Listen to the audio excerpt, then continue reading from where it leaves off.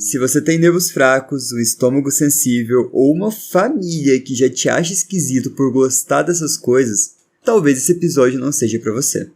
Aqui a gente fala de histórias macabras, lendas perturbadoras e coisas que vão te fazer olhar 2 vezes para a sombra no canto do seu quarto.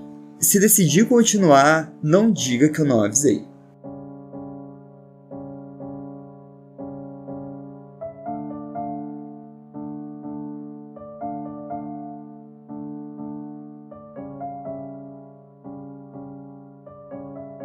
No dia 15 de abril, encontrei um post-it amarelo com uma letra que não era minha na minha mesa, lembrando de algumas tarefas que eu precisava fazer, mas que literalmente eu não contei a ninguém.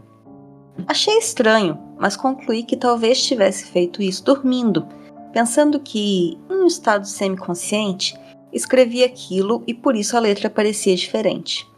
Joguei fora e não pensei muito mais no assunto. No dia 19, encontrei outro post-it preso atrás da cadeira da minha mesa, com a mesma letra do bilhete anterior, dizendo para eu lembrar de salvar meus documentos.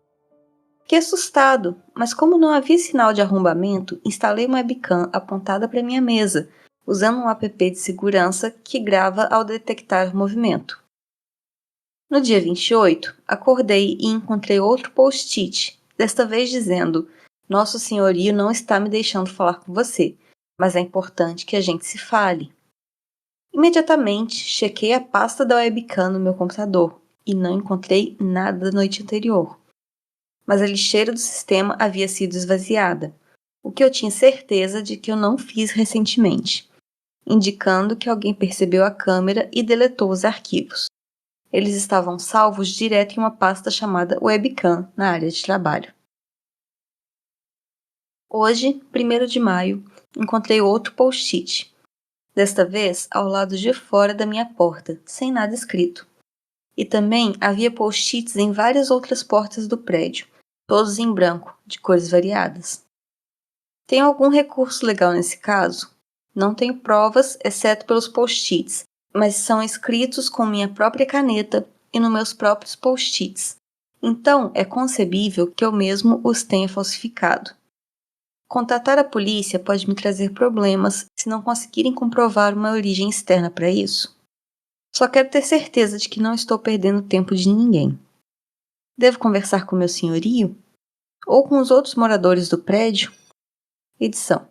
Peguei uma carta que recebi do meu senhorio quando me mudei, e a caligrafia é idêntica.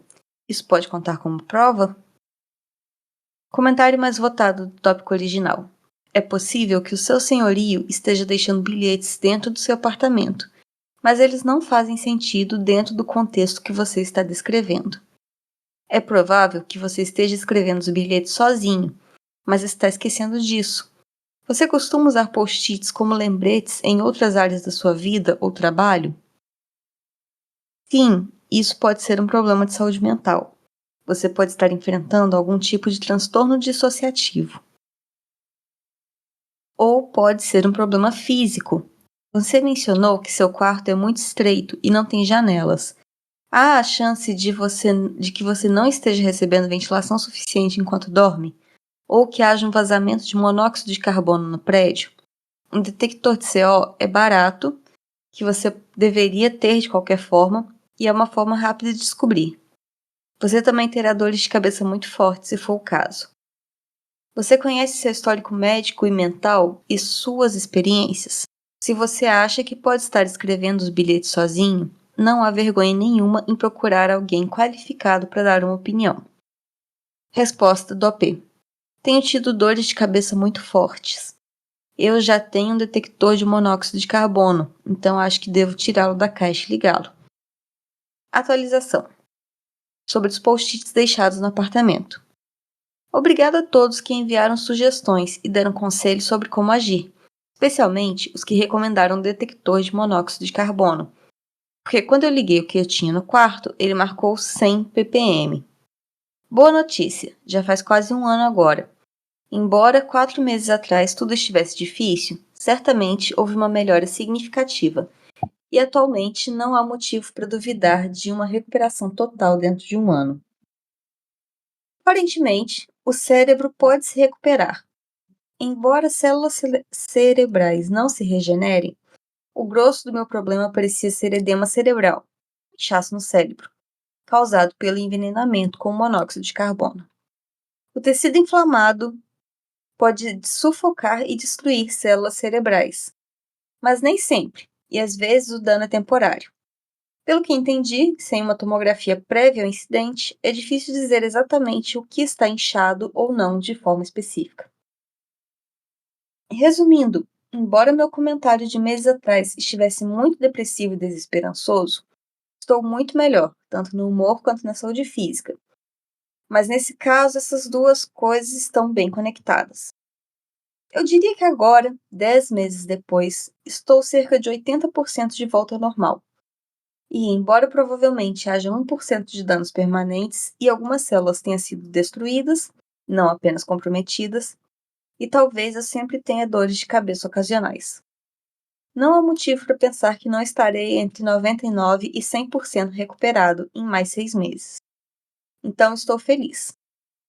Recebi muitas mensagens privadas perguntando sobre minha situação legal.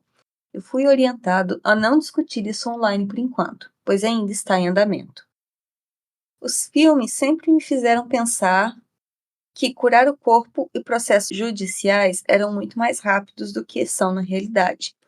Essas coisas podem levar muitos meses ou anos. Felizmente, meu caso não deve levar anos, mas talvez leve mais alguns meses.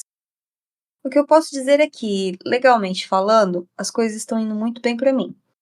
E, enquanto isso, tenho ficado num lugar muito agradável, com um namorado super compreensivo, e até comecei a fazer arte, uma área na qual sempre quis me envolver, mas nunca teria feito se não fosse por esse incidente.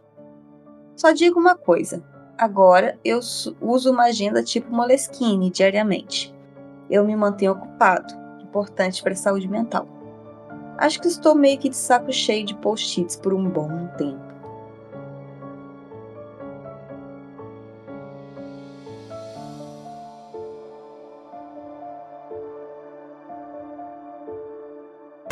Olá, ouvinte! Tá começando mais um episódio do Terror. Eu sou o Fê, E eu sou a Má.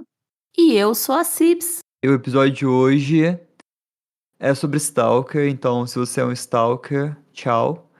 Mas a gente começa com um relato de post-it bem trunks, entre aspas, né? Porque o OP tava com intoxicação por monóxido de carbono e isso não é muito tranquilo. Mas ele achou que tava sendo stalkeado, só que era ele mesmo.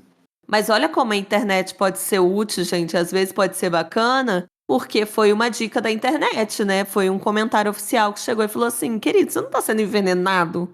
Não.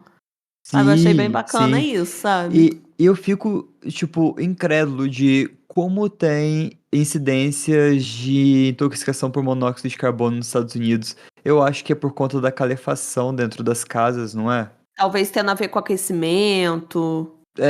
Eu sei que é pelo sistema de aquecimento da casa, daí não ventila e acontece a intoxicação. A Abby acabou de comentar aqui, a Andrea antes falou que a primeira justificativa que acham para Stalker é monóxido, e a Abby falou, cara, que pesado vocês terem falado sobre intoxicação por monóxido de carbono hoje, porque rolou uma notícia pesadíssima de uma avó, mãe, filha e 4 cachorros que foram encontrados mortos no AP em BH.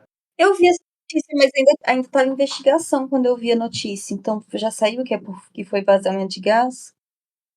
Então, mas é um negócio que tem que tomar cuidado mesmo, porque, por exemplo, quando eu morava na outra casa, eu tava sentindo muito cheiro de gás, não sei o quê. Aí a gente começou a dormir com as janelas abertas, assim.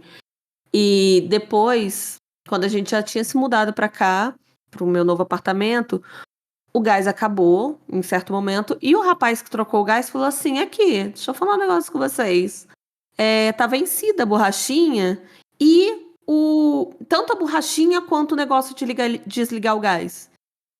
Aí ele falou que isso causa vazamento, tipo assim, porque tem um tempo útil, sabe? Então é bom a gente dar sempre uma conferida se essas coisas estão na validade. Fica aí a dica pra vocês, Quase foi de arrasta, porra. pra você ver. Muito perigoso. Mas o episódio de hoje não é sobre vazamento de gás monóxido de carbono. É sobre Stalker. E essa entradinha tá longe de ser o que esse episódio vai ser. Então eu vou fazer mais um alerta gatilho extra. Porque a gente vai passar por abuso psicológico, abuso físico, tentativa de homicídio. Se você não tá legal, eu aconselho pular esse episódio. Tá pique Dia das Mães, então vai com cautela. Mas antes, se você quer estar aqui, igual Abby, Andrea, Dani, Crash, Mimi, Ugas e Vero, é só você acessar apoia.se/terror na esquina, que apoiando já com R$ 5 você já consegue acompanhar as gravações e tem uma live toda semana, além do grupo, e tem recompensas e tudo mais. Então, apoia.se/terror na esquina. E aqui, o meu e da Mar, muitíssimo obrigado, porque agora, nesse episódio, estamos usando microfones novos. Já estamos com microfones novos. Uhul! E sem vocês, isso não teria sido possível. Então, muito, muito, muito obrigado. E a gente tá hiper mega feliz. E agora, o terror só decola. Comecei nesse trabalho há cerca de 1 ano e meio. Não posso dizer exatamente qual é, porque eu quero manter o nosso anonimato. E o nosso país é muito pequeno. Então a minha chefe provavelmente seria reconhecida. No momento em que eu comecei, eu senti que eu estava no lugar certo. Minha chefe, dona da empresa, é muito legal e gentil. Ela é autodidata e ama o que faz. Faz muito do trabalho sujo, entre aspas, sozinha. Coisas que chefe com 30, 35 funcionários não teriam que fazer. Mas ela simplesmente ama. Além disso, temos uma jornada de trabalho de 6 horas por dia. Nossos salários são 20% acima da média do mercado e temos 7 semanas de férias pagas por ano. Os motivos dela? Ela nos valoriza e diz que está ficando rica de qualquer jeito. Eu estava tão orgulhosa de trabalhar com uma mulher como ela que eu não parava de falar sobre ela com meu marido, especialmente no começo. Meu marido ficou tão fascinado por ela quanto eu, até conhecê-la numa festa da empresa no último Natal. Ela devia ter sido linda quando jovem, parecia ter sido modelo. Acha que a fascinação dele virou uma paixão, ou uma obsessão, ou talvez pior, amor. Agora ele a segue nas redes sociais. As contas dela são privadas, mas ele a stalkeia usando a minha conta. Ele também segue o Instagram da empresa e curte toda a foto que ela aparece. Pergunta sobre ela o tempo todo. Ela é uma pessoa muito reservada, mas quando o divórcio dela foi finalizado no início desse ano, todos acabamos descobrindo, porque o ex-marido dela começou a aparecer na empresa. Ele possuía metade da empresa dela e começou a tentar mudar a nossa jornada de trabalho e salários. Descobrimos que ele tinha traído ela com uma garota mais jovem, que ele também tentou contratar para trabalhar conosco. Ela ainda trabalha com a gente. Ela, provavelmente com o envolvimento de advogados, acabou convencendo ele a vender a parte dele de volta para ela. Ainda estamos nesse processo. Meu marido acompanhou tudo isso e ficou triste por ela, e com muita raiva. Como alguém pode fazer isso com uma mulher como ela? Se fosse ele valorizaria ela, amaria, blá, blá, blá. Quem troca uma mulher por uma garota? Eu fiquei com muita raiva e disse que todos os homens preferiam uma mulher mais jovem se pudessem escolher. Ele riu de mim e disse que só os perdedores fazem isso.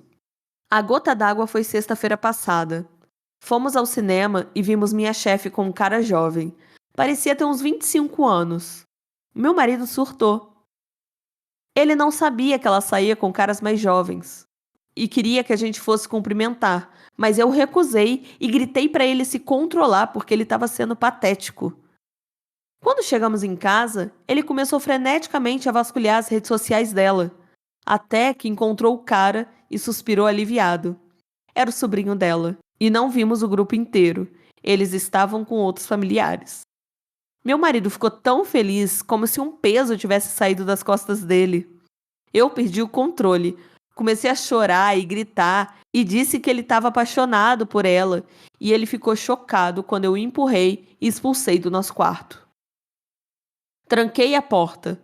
Ele ficou do lado de fora tentando me acalmar, dizendo que me amava, que eu era a mulher dele e que sempre seria a mulher dele.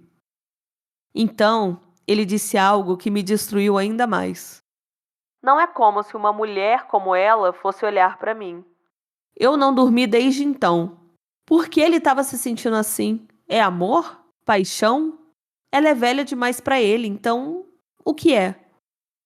E por que ele acha que não poderia ficar com ela? Ele é muito bonito e ainda é jovem. Ela é que deveria se sentir sortuda de um cara bonito e jovem gostar dela. E será que ele quer dizer que eu sou menos que ela por aceitá-lo? Ou é só pelo dinheiro e status dela?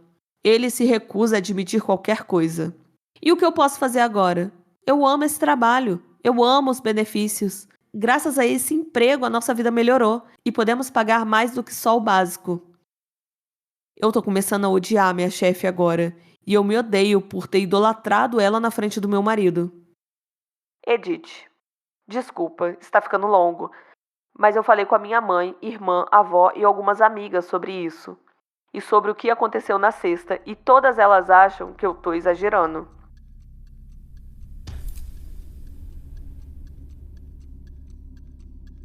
Atualização. Oi, estou com tanta dor que não sei o que fazer. Eu não quero fazer nenhuma besteira enquanto tô machucada. Recebi muitos conselhos bons da última vez que eu estive aqui, então não sei. Talvez vocês possam me ajudar dessa vez também? Meu post antigo tá linkado na minha bio e espero que leiam antes desse, porque eu não quero contar toda a história de novo.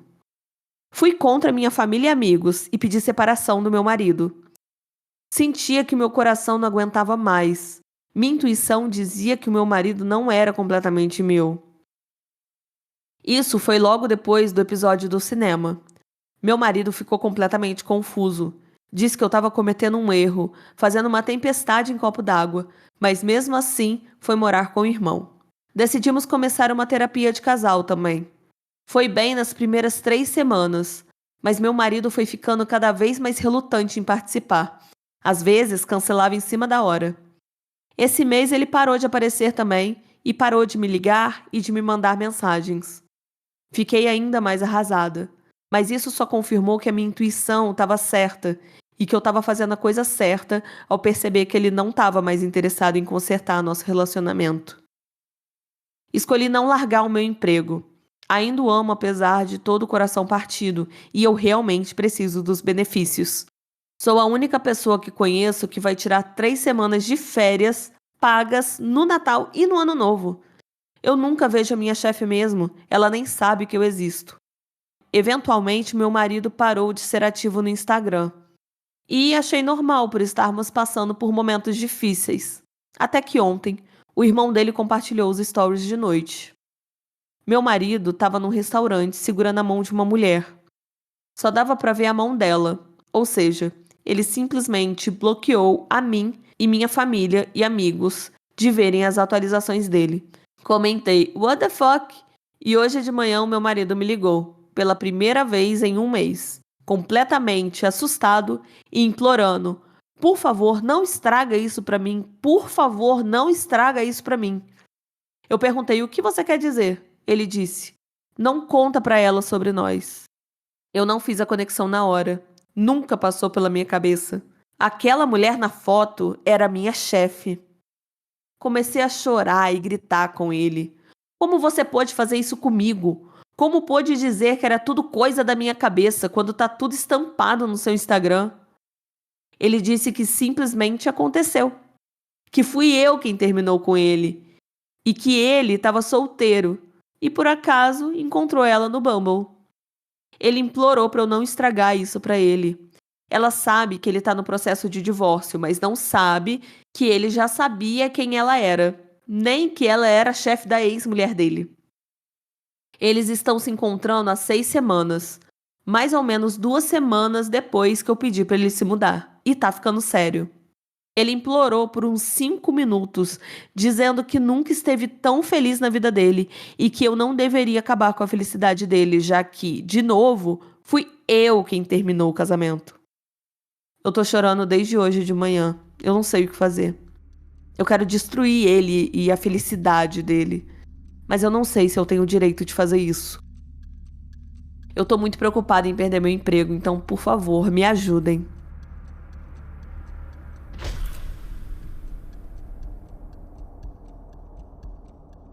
Atualização com novas informações. Ok, meu marido ficou me ligando sem parar e agora eu atendi. Ele tá em pânico com a possibilidade de eu contar tudo pra ela. Então ele implorou pela chance dele contar por ele mesmo. As palavras dele foram: eu nunca persegui ela, nem fui esquisito. Eu só me apaixonei por ela e fiquei com medo que ela me achasse um esquisito, já que você pensava isso. Me dá uma chance de contar pra ela a verdade no meu ritmo, para que pelo menos ela não ache que eu sou um mentiroso ou um lunático, como você parece pensar. Ele continua jurando que eles se encontraram no Bumble. E eu nem sabia o que era até agora, mas parece que é um tipo de Tinder. Eu tô simplesmente arrasada agora. Ele não tem consideração nenhuma por mim ou pelos meus sentimentos. Tudo o que ele pensa é em não assustar ela. Quando eu falei isso pra ele, ele disse que foi eu quem terminou com ele, que as pessoas deixam de amar e tudo bem, e não é culpa de ninguém, e que eu tava certa em terminar o relacionamento, mas que ainda assim fui eu quem terminou. Não machuca a gente, eu prometo te dar tudo o que você quiser. Ela tá feliz comigo, então não machuca a gente.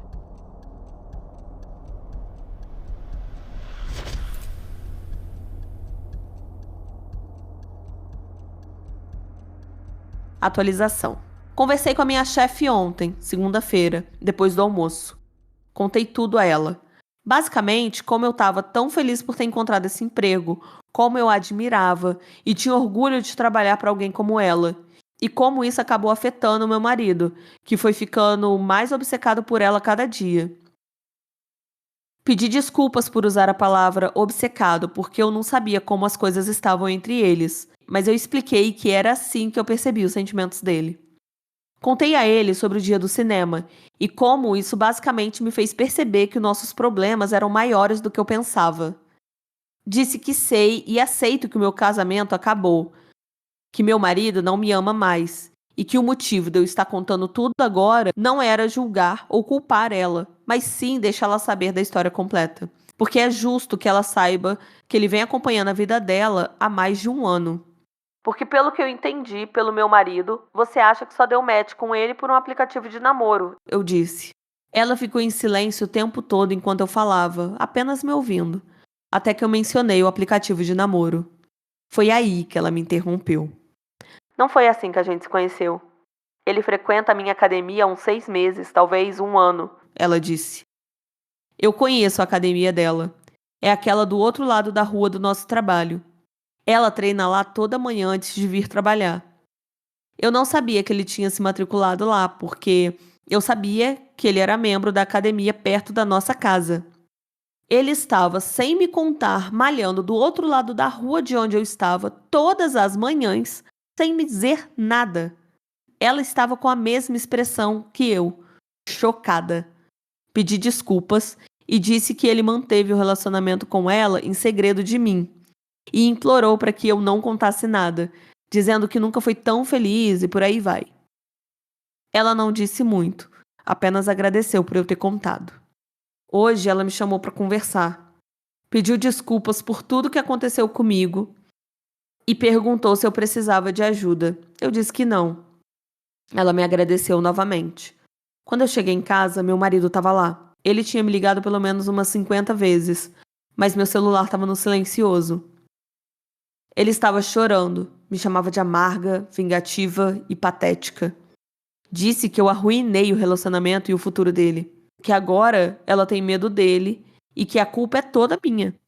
Ele quer que eu diga pra ela que ele não é perigoso e nem um pervertido. Quer que eu diga que fui eu que quis o divórcio e que as pessoas se apaixonam e desapaixonam e que isso não é culpa de ninguém e nem é alguma coisa estranha. Que ele não fez nada de errado, que permaneceu fiel a mim e que teria continuado assim se eu não tivesse expulsado ele de casa. Perguntou se algum dia eu me sentia insegura com ele, para sair espalhando rumores de que ele é um perseguidor ou um esquisito. Que eu deveria dizer a verdade. Eu pedi que ele saísse e disse que eu tô iniciando o divórcio e que, a partir de agora, ele só pode entrar em contato comigo através do meu advogado.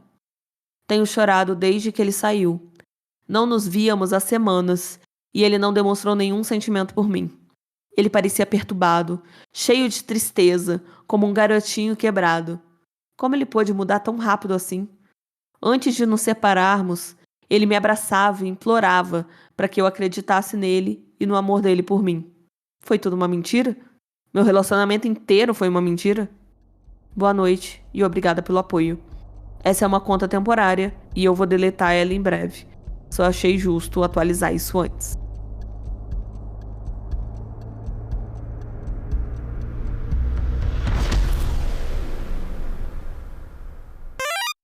Viado do céu! A gente falou que ele tinha encontrado ela antes em algum lugar. Ele não tinha nem terminado o casamento dela, já estava frequentando a academia que a chefe ia. Ele começou a frequentar a academia com coisa de, tipo assim, ele acabou de saber da existência da menina, porque, tipo assim, se você for ver a linha do tempo, tinha 1 ano que ela tinha começado a falar, e aí, tipo, coisa de 6 meses, 1 ano, ele entrou, sabe? Foi logo depois. E assim, essa mulher aguentou muito e foi simpática, porque muito antes do cinema, eu já tinha dado um chega pra lá nesse macho. Há muito tempo. Nossa, eu sou muito ciumenta. Eu sou zero ciumenta, cara. Não, eu sou zero ciumenta. A questão pra mim é essa obsessão que ele criou. Tipo, De querer saber dela todo dia, de perguntar as coisas aleatórias. Não, eu sou muito ciumenta, eu teria ficado puta logo. Pô, a pessoa que você tá num relacionamento monogâmico fica obcecado por outra pessoa abertamente pra você. abertamente, ele nem disfarçou. Ele nem disfarçou. Ele não quis proteger ela em nenhum segundo. O melhor comentário foi o da Abby. Como vocês podem me fazer sentir ódio aqui da minha casa? Da minha cadeira. Tipo, sabe, eu pago aluguel, sabe? Vocês não pagam meu aluguel pra me fazer sentir raiva aqui na minha casa. Vocês estão me Então. entendendo? Eu falei que ia dar muita raiva. E sim, de fato, esse final deixa muito explícito que é um stalker. E sabe o que dá ódio também, Fê? Porque as 2 mulheres envolvidas nessa história ficam se pedindo desculpa o tempo inteiro, sendo que a culpa é zero delas.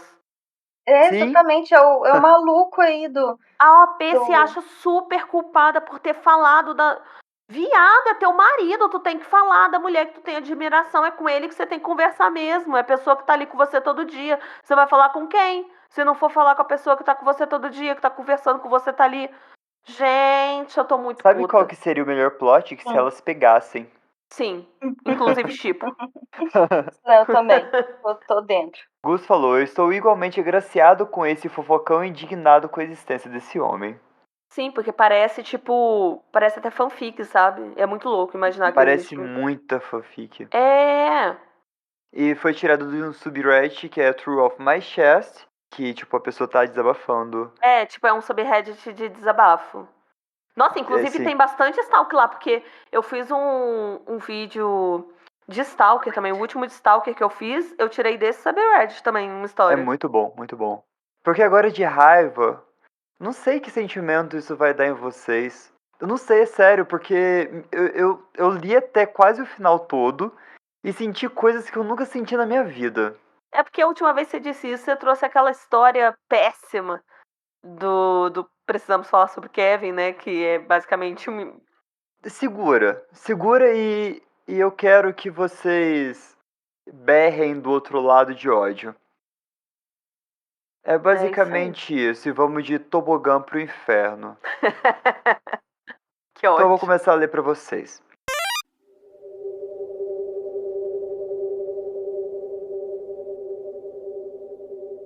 O nome do post é: Alguém já teve sucesso com investigadores particulares? Nos últimos 6 meses, eu fui implacavelmente perseguida e recebi ameaças de morte de alguém com quem saí por apenas um mês.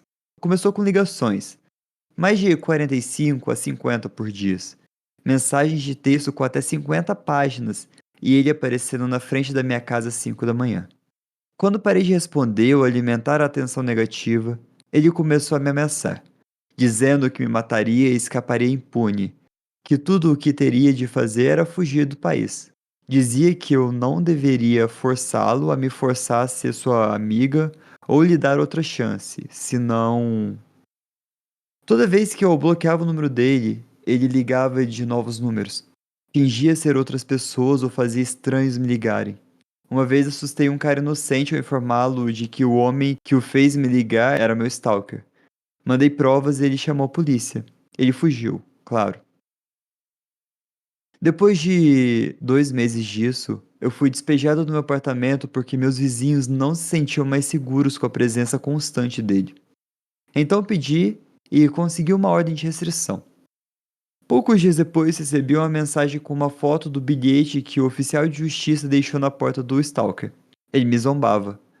O que você está tentando fazer é estúpido. Ordem de restrição é só um pedaço de papel. E assim ele simplesmente evitou ser notificado. Eu não estava sendo protegida de alguma forma. No dia 31 de maio, eu me mudei. Isso não o impediu. Ele jurou que me encontraria, e caso não conseguisse, encontraria minha família. Me enviou um mapa da casa da minha mãe, que ele nunca conheceu. Recebi uma mensagem de uma mulher se passando por minha ex-locadora, dizendo que eu devia um valor e que, para evitar juros, eu poderia pagar pelo link que foi me enviado. Era ele fingindo ser a mulher, e o link levava a uma ferramenta de captura de IP. Depois de descobrir isso, eu troquei de número e comecei a apagar todos os meus perfis online. Isso enfureceu ainda mais. Sempre que eu bloqueava uma conta, ele criava outras. 12 contas no Reddit, 9 no Tumblr, 10 no Instagram, 3 no Meetup, 4 no Facebook, onde ele colocou uma localização na minha cidade natal e adicionou quase toda a minha turma do colégio. 3 no Duolingo e até no MySpace. Sim, MySpace. Eu recebi um pacote vazio dele no antigo endereço com a mensagem: correção de endereço solicitada, não reencaminhar. Eu imagino que ele achou que os correios devolveriam o pacote com o meu novo endereço. Em julho, ele criou um perfil com as minhas fotos para ameaçar a minha família. Como eu não respondi, ele postou fotos minhas seminuas para tentar me chantagear. Eu denunciei e o Twitter removeu. Em 21 de agosto, eu acordei às 20 horas com ele tocando a minha campainha e batendo na porta. Olhei pela janela e era ele. Chamei a polícia e ele fugiu de novo. Já fiz mais de 7 boletins de ocorrência. Depois eu recebi um e-mail me ameaçando. Da próxima vez você vai acordar com tiros. E vou te dar um choque e te estuprar usando o sangue do seu namorado como lubrificante. Domingo passado eu acordei às 6h45 com o mesmo barulho. Gravei em vídeo enquanto ligava para a polícia. E ele fugiu de novo. E a polícia, como sempre... Não podemos fazer muito. Tecnicamente, ele ainda não fez nada. Então por que ele sempre foge? Consegui outra ordem de restrição, mas eu não tenho o endereço dele. Por isso eu preciso urgentemente de um investigador particular para encontrar onde ele mora e poder notificá-lo formalmente. Eu tenho 22 anos, eu estou isolada. Eu desenvolvi insônia, depressão, ansiedade e paranoia. Perdi amigos, emprego e moradia por causa desse homem. Não sei quanto tempo mais eu consigo aguentar. Eu tenho provas, gravações, diários, prints de ameaça, e eu tô disposta a mostrar tudo para provar que eu não tô mentindo. Eu moro em Las Vegas se isso ajudar. Resumo. Hoje em dia a palavra stalker é usada de uma forma tão banal que ninguém leva a sério. Isso não é apenas olhar o perfil do ex por tempo demais. Isso é real. Isso é medo de dormir à noite. Eu preciso de ajuda. Urgente. Edith. Pode parecer patético, mas Reddit e Ingo têm sido um dos meus únicos refúgios de interação humana nesses meses. Vocês não sabem o quanto isso me ajuda a aguentar. Comentários relevantes. Um usuário. Você pode postar o vídeo? OP. Sim, mas estou ao telefone com a polícia durante a gravação, então não tenho 100% de certeza de como apagar certas informações como meu endereço e meu número de telefone do áudio do vídeo.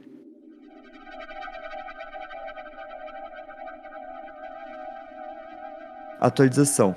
Um post deletado que foi recuperado pelo Ingo, postado dia 26 de setembro de 2014, 2 dias após o post original. Descrição da imagem. Uma foto de uma porta levemente aberta. A cadeira está empurrada para o lado, à frente. Tem uma tinta preta que cobre o lado da porta que foi arrombada. Setas, provavelmente da perícia, estão colocadas na porta apontando para pontos específicos. Estou escrevendo isso encarando a bagunça que a polícia deixou. Em uma espécie de neblina mental. Depois de 6 meses sendo perseguido e recebendo ameaças de morte, meu stalker finalmente surtou e decidiu arrombar a minha porta e cumprir suas ameaças. Por medo, no último mês eu comecei a dormir com uma cadeira encostada contra a porta da frente, para me dar alguns segundos preciosos em caso de emergência. Eu estremeço só de pensar em como as coisas poderiam ter sido diferentes se eu não tivesse feito isso. Acordei por volta de 1h15 da madrugada, com o som da porta cedendo após um único chute, seguido por sons dele tentando deslocar a cadeira enquanto forçava a entrada. Pulei da cama e peguei a arma que aprendi a usar para tudo, até para tomar banho. Fiquei no topo da escada e disparei 2 vezes. Acertei o peito dele. Ouvi seu grito e sua descrença por eu ter me defendido. Foi de 0 a 100 em milissegundos. Nunca estive tão assustado na minha vida. Não sei se ele está vivo, mas sei que a polícia o pegou. E isso é o que mais me alivia. Depois de meses fugindo da polícia, eu comecei a achar que ele era imparável, irrastreável, que ele me mataria e sairia impune. Agora eu tô em um turbilhão de culpa, surpresa, alívio e incredulidade. Tremi quando os cães policiais o arrastaram do esconderijo embaixo do arbusto, e eu sobrevivi. Algo que muitas outras vítimas não conseguem. Caramba, eu sobrevivi. Edith, o apoio que eu tô recebendo é insano. Eu não consigo agradecer vocês o suficiente.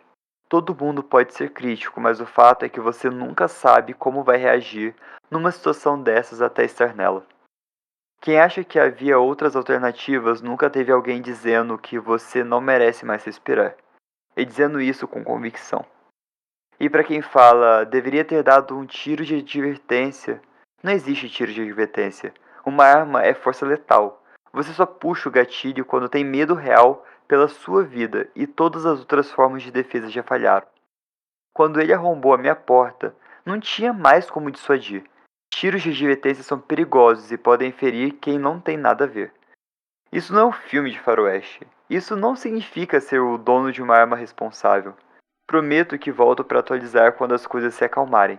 Quero responder todo mundo, e depois de tanto tempo isolada, quem quiser ser meu amigo, eu tô sempre aceitando.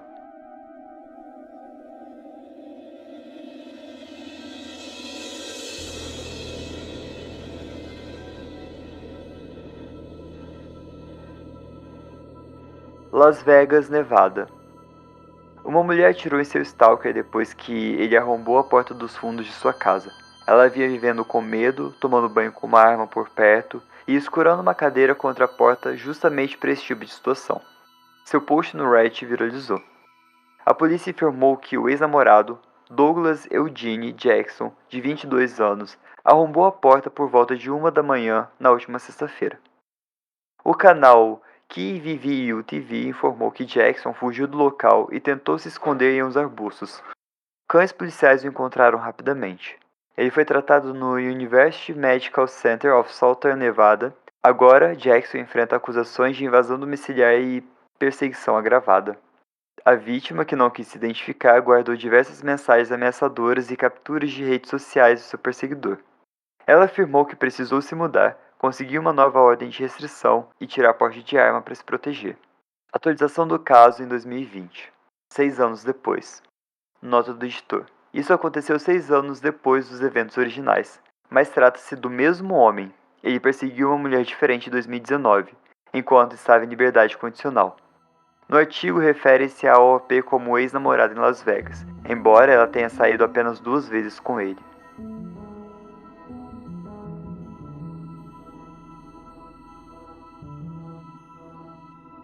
Agora em Reno, em Nevada. Um homem em Nevada foi condenado a 15 anos de prisão após se declarar culpado de perseguir uma conhecida enquanto estava em liberdade condicional por um crime semelhante ocorrido em Las Vegas. O escritório do promotor do condado de Washoe, em Reno, anunciou a sentença para Douglas Eugene Jackson, de 28 anos, nesta sexta-feira. Jackson foi preso em Florence, no Arizona, em janeiro e se declarou culpado da acusação de perseguição agravada em julho.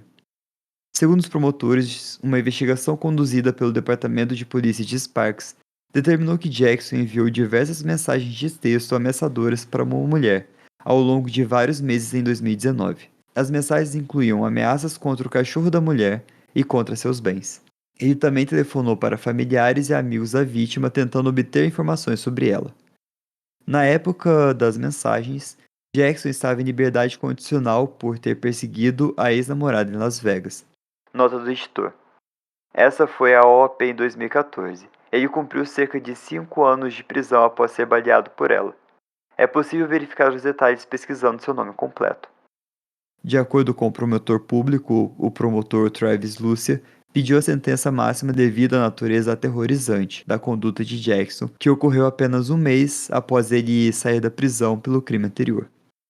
Jackson morava no condado de Washoe na época das ameaças, mas não tinha residência fixa.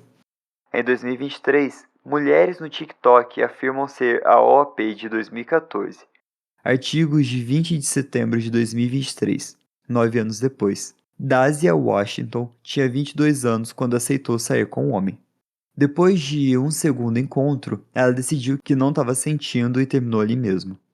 Em um vídeo do TikTok, ela revelou como apenas 3 semanas de convivência com esse homem se transformaram em 7 meses de perseguição intensa. No vídeo publicado em sua conta do TikTok, Dasia does it, Dasia conta que estava passando por outras coisas na vida e explicou isso para ele, que respondeu estar tudo bem. Washington saiu da situação pensando que estava tudo resolvido. Mas um mês depois, o homem mudou completamente de postura. Ele decidiu que, na verdade, não estava tudo bem, e passou a mandar centenas de mensagens por dia. Ele dizia que era um bom homem e que merecia uma chance. No começo eu ignorei, eu só achei irritante, mas logo começou a ficar muito assustador, muito rápido. Ele começou a me mandar fotos da frente da minha casa, dizendo que estava planejando uma invasão. Dasia recebeu a mensagem e ligações do homem por mais de um mês e começou a fazer boletins de ocorrência. Ela chegou a tirar fotos dela conversando com a polícia. Ele conversou com estranhos, vizinhos.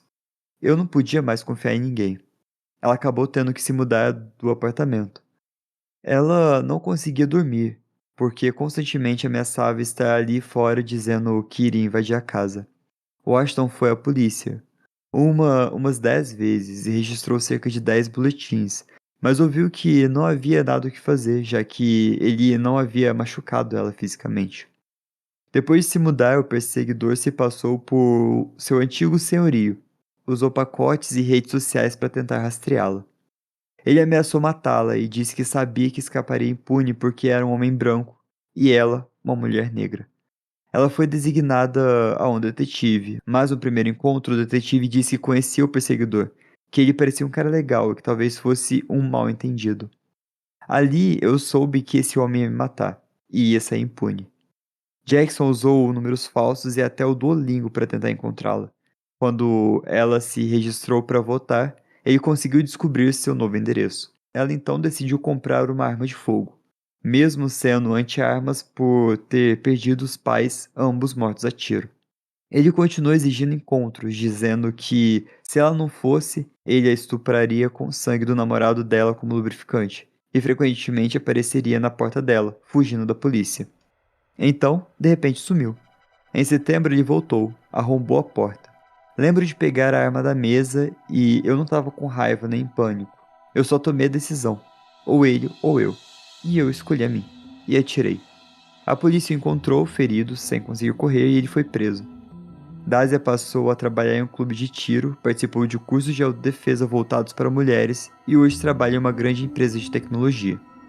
Nunca mais levo nenhum momento da vida como garantido. Jackson, perseguidor de Dasia, foi condenado a 15 anos de prisão em 2020.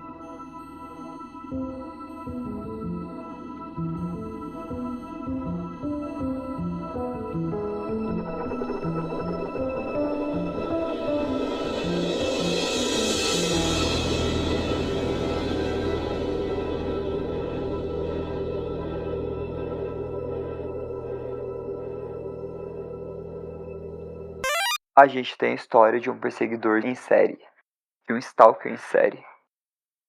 Pois é, que ele stalkeou ela e depois stalkeou outra mulher enquanto ele estava em liberdade dessa. Isso. Completamente bioludo essa ideia.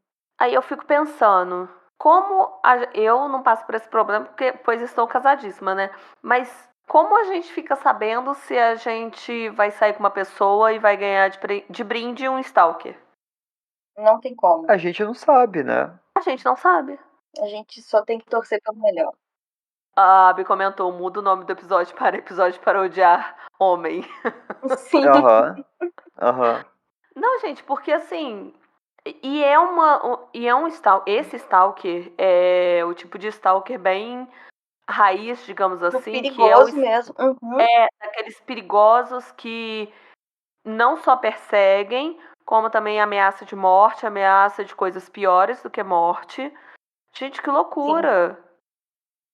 Porque realmente, tipo assim, a gente usa o termo stalkear de uma forma muito leiga, mas eu não acho que é porque ai, nossa, o pessoal esvaziou a expressão stalker. Não, acho que é mais na zoeira mesmo, tipo, stalkeei, não sei o quê.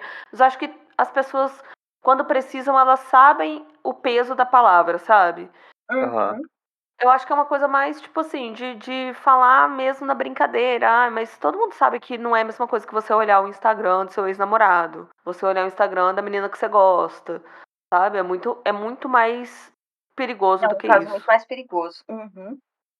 Eu mandei aqui no chat a foto da porta, que dá pra ver a cadeira que ela usava pra poder bloquear a porta. A pintura em preto, não sei por que essa pintura em preto, e as duas setas que a polícia colocou na porta pra marcar Os 2 tiros, né? pontos. Então, pode ser tiro, não sei o que foi, porque os 2 tiros pegaram nele, né? A não ser que ela descarregou a arma do cara. Eu ficaria desesperada nessa hora. Eu acho que eu não ia ter muito controle da mão, não. Também não teria muito controle, não. O outro link foi o TikTok, que eu li pra vocês. É o link do TikTok dela falando, contando a história. Dá pra ver ela, dá pra ver a Deja. Nossa, ela é uma mulher muito bonita mesmo. Sim, sim, Gente, lindíssima. bonita mesmo.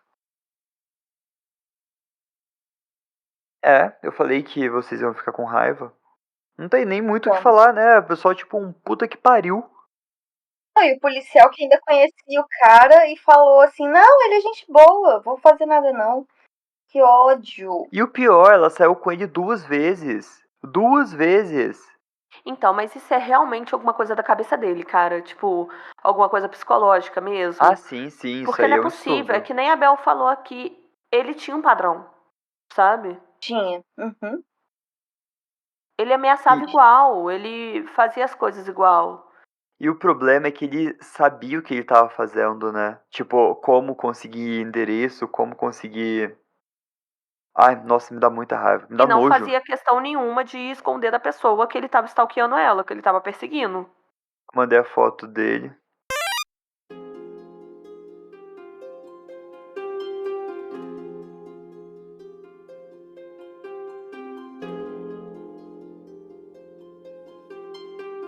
Minha sogra faleceu repentinamente em um acidente de carro no mês passado. Ao mesmo tempo, o meu, entre aspas, perseguidor desapareceu. A sogra e eu nunca tivemos um bom relacionamento. Ela tentou sabotar meu relacionamento com meu marido desde o dia em que me conheceu. Eu não era boa o suficiente para o seu filho bonito e bem-sucedido. Pensei várias vezes em terminar o relacionamento, mas meu marido sempre demonstrou que estava do meu lado, e eu o amo. Alguns anos atrás, comecei a receber e-mails e mensagens de texto muito ameaçadores e assustadores de uma pessoa chamada Pax. Essa pessoa sabia tudo sobre mim. Não importava quantos e-mails ou quantos números de telefone eu trocasse.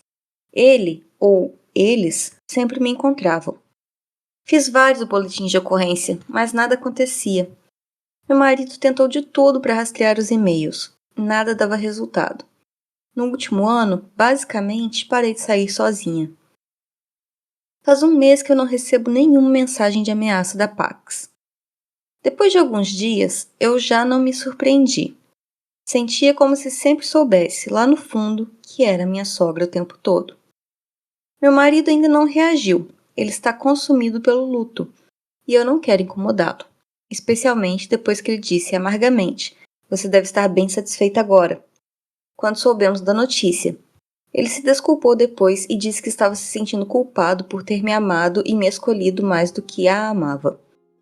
Agora eu estou esperando ele ligar os pontos. Será que ele vai perceber? E se perceber, vai conversar comigo sobre isso?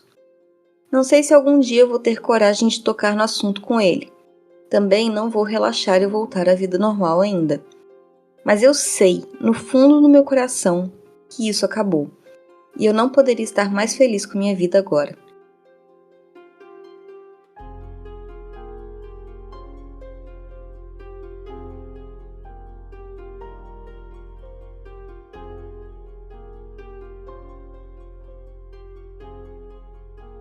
Atualização. Estive aqui talvez há um mês, se eu encontrar o post coloco o link, contando que eu suspeitava que minha sogra era minha perseguidora, que me atormentou por anos. Eu estava tentando decidir se contava ou não ao meu marido, que estava de luto. Decidi esperar um pouco, mas depois de desabafar aqui, tive certeza de que era ela. Comecei a viver como nunca antes. Primeiro, caminhadas de 10 minutos, sozinha. Depois 15, meia hora, e assim por diante. No começo, meu marido não percebeu minha liberdade. Ou talvez tenha percebido e estava apenas processando tudo. Na última sexta-feira, disse a ele que sairia com as amigas. Ele perguntou: "Sozinha?" "Sim." "Quer que eu te leve?" "Não precisa." "Você não tem mais medo?" "Não, minha stalker não vai mais me incomodar." Ele me beijou e desejou uma boa noite. Quando eu voltei, por volta da meia-noite, ele ainda estava acordado. Disse que queria conversar comigo. "Minha mãe era sua perseguidora?" "Sim." Ele desabou em lágrimas. Diz que sempre suspeitou dela e até conversou com ela algumas vezes sobre isso, o que ela o fazia se sentir culpado, acusando-o de ser capacho meu. Desculpem, não sei uma palavra melhor. Disse que notou como, depois de tantos anos de medo e ansiedade, eu finalmente havia parado de chorar no sono, que há um mês eu não acordava mais. Eu nem lembrava da metade das vezes em que eu acordei em pânico, mas ele sempre contava para mim e para minha terapeuta.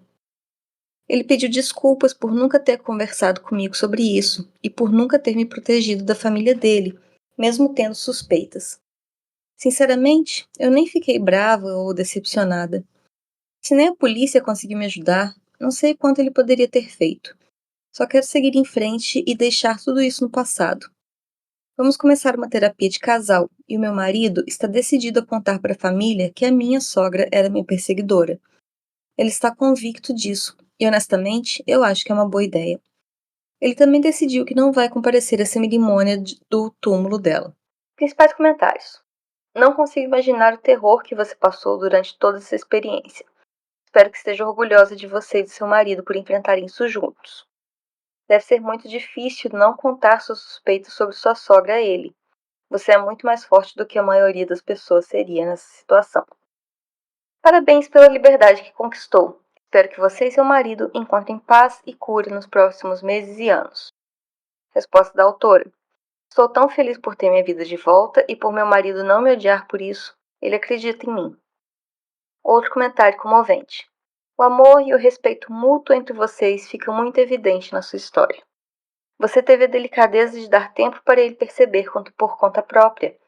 Ele teve a sensibilidade de reconhecer que seu sofrimento coincidia com a presença da mãe dele em suas vidas.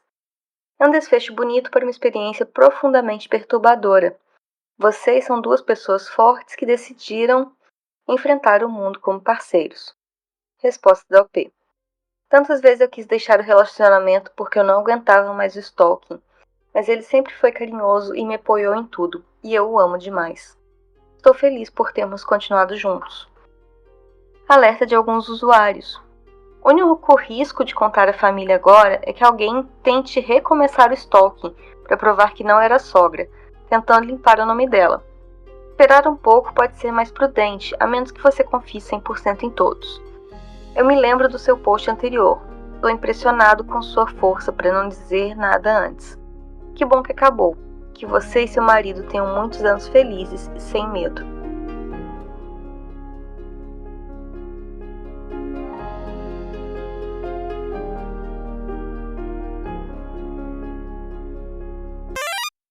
Tem uma frase do primeiro comentário que fala: parabéns pela liberdade que conquistou. E é foda pensar que uma pessoa pode tirar sua liberdade, né? Isso. Uhum. Sim, sim, sim. É muito assustador. Sibeli, eu não falaria pra família. Em time que está ganhando, não se mete. Não se mexe. Pra alguém começar a perturbar, pra dizer, não, não era ela, não era Ou minha mãe. então pra uma briga começar, Uhum. sabe? Tipo assim, ai, não fale isso da morta, porque a gente sabe que muitas vezes, quando a pessoa morre, se torna Vira santa. santa, né? Uhum. É, tipo, nossa, nunca fez nada. Então, assim, eu achei lindo essa coisa do casal de se entender, tanto ela entender o tempo dele, quanto ele entender também, porque ele poderia simplesmente não aceitar, que era a mãe dele, Sim, sabe? sim. Ele podia ficar puto com ela. Apesar que eu acho que ele sabia e fez de sonso. Cara, mas Eu assim, tenho a leve impressão de que em algum ponto ele fez de sonso com essa eu história. vou passar um pano pra ele, porque, querendo ou não, é a mãe dele. E, É, tipo, a gente eu não acho acredita que que a nossa mãe fosse é, fazer tanto maldade, né? É eu não acho querer que acreditar. não querer acreditar e eu acho que medo de perder também a pessoa que ele ama. Porque, assim, se as cartas fossem colocadas na mesa, será que a mulher não ia abandonar ele de alguma forma? Sabe? Não sei, Ele ia ter que cara. decidir de alguma forma entre a esposa e a mãe dele. Porque não ia Então, ter como manter as duas. é porque tem que escolher entre dois amores que não são pra escolher. Porque amor, É, amor de mãe é uma diferente. coisa, amor. E teria que escolher, infelizmente. Nesse caso, acho que só não queria ter que escolher. Então eu vou passar esse pano pra ele, muito bem passado. E Mas E é aparentemente isso, ele não assim. sabia pela reação que ele teve quando ela saiu sozinha com as amigas. Pode ser. Ou então foi ali que a ficha caiu, sabe? É, eu acho que foi ali que a ficha caiu. E eu achei. Ah, Fê, eu achei uma história fofa. É de Stalk, mas, tipo assim, eu achei muito bonitinho o casal se entender no final. Mas, pelo amor de Deus, casal, não conta pra família, deixa assim. Vamos deixar assim? Quieto. Demorou tanto, né? É, sabe? Causa à toa, bobagem. Comentários. Abby falou, vamos de saideira que meu corpo não aguenta mais tanto ódio. Abel falou, imagina os que não vieram ao público da história anterior, que dos Verdade. stalks. É verdade. Também comentou que tá no limite, né? A Abby falou que odiou o episódio de hoje, parabéns aos envolvidos 10/10. A Bel falou, sogra, stalker, PQP, a fome de sogra só piora. A Andrea falou, depois dessa gravação eu vou ler creepypasta no Reddit que passo menos raiva. Não, gente, esse episódio foi pra passar raiva. Só que essa última história veio para a gente não ficar odiando o homem o tempo inteiro. Porque assim a gente consegue, né? Tipo, foi a sogra que fez essa cagada e o marido até que foi bem sentimentalmente responsável. Equilíbrio é tudo. Equilibra tudo. É uma dorguinha e uma alface. Exatamente, Má. Comentário misandre com uma admissão de que ele foi inteligente. A Andrea falou que o cardápio da raiva foi diversificado. Sim, teve raiva pra todo tipo de gente, pra todo gosto. É isso, gente. Muito obrigado a você que escutou o episódio até aqui. Eu adoro, gente, episódio de Stalker, porque a gente fica chocado, com raiva, e querendo ou não, a gente fica alerta, né? Tipo assim, serve de aviso também. Sim, sim, a gente tem que aprender. A gente que é meio público, assim, né? Tá certo que a gente não é tão público, mas é bom pra tomar cuidado, que sempre tem algum maluco, né? Ah, mas eu não tenho nada de interessante. Pois é, o tal do stalker, ele não vê nada de interessante, não precisa. Ele só cisma com sua cara.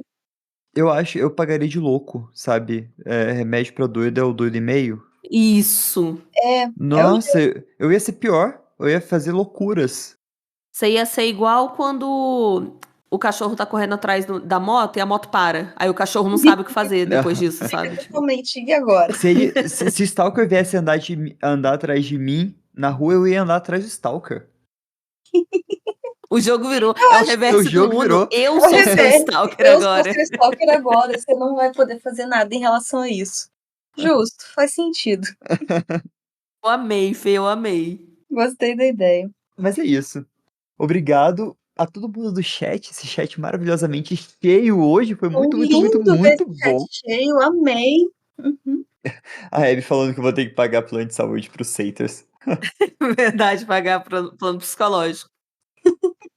Então é isso, gente. Muito obrigado e cuidado nas esquinas. Tchau! Tchau. Tchau!